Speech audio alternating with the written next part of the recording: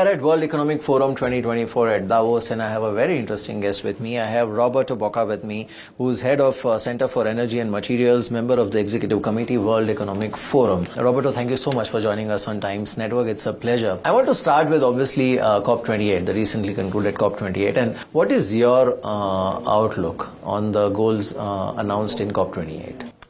Indeed, we have to be conscious that the energy transition, the size of the world and a country specifically as India, is huge. It's huge, requires huge investment and is a big endeavor. Also, we don't have to be naive on the fact that the energy transition is not only about sustainability, that is a very important element, but we always talk about the three dimensions of an energy system that includes sustainability, security, as you mentioned, but also energy equity. So what we have seen in our assessment and our evaluation is that India has been one of the very few countries that in the past few years has been developing on the three dimensions of this energy transition. And this is a very good signal because trade-off need to be made to some extent, and when a country is able to progress on the three dimension of this complex system, it means in the right direction. Then there is always the question, can we go faster? Can we go better and faster? And definitely there is need for more investment.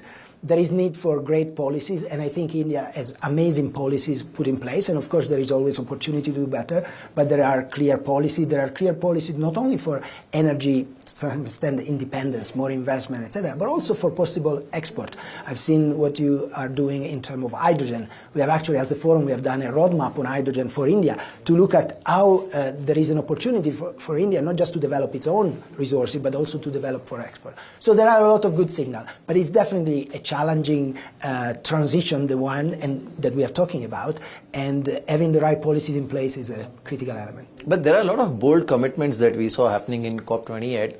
What is the WEF view in terms of these commitments which are being made by large economies, including India? You see, the commitment is then has to translate in action. And as the forum, we are working with many companies and many governments to try to translate those high-level commitments in practical action. And what the government can do is really having clear policy, clear objective, and clear policies. And what the business can do with that is really invest and bring more money to the front. And so I think that's the opportunity we have, is to have that clarity and those investments flowing in.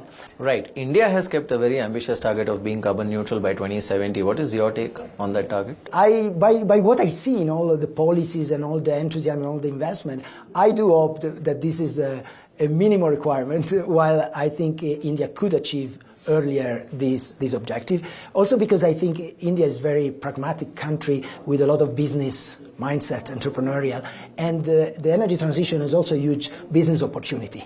And so I think this will be an opportunity for within India, but also for global development of business to accelerate the transition. Isn't that, the whole idea of energy equity in conflict with what is happening around the world? How do we ensure energy security or energy equity? So there is no doubt that there is a more fragmented world that was maybe 10 years ago. Yeah. And so that there is no doubt. So there is a new game, and we have to adapt to the new game. And that's why institutions like ours exist, to try to keep going the dialogue and keep building on business opportunity for everyone that are bringing the benefit to the consumer and to the people. Absolutely. Roberto, thank you so much for joining us. Thank you. Thank you. It's been a pleasure.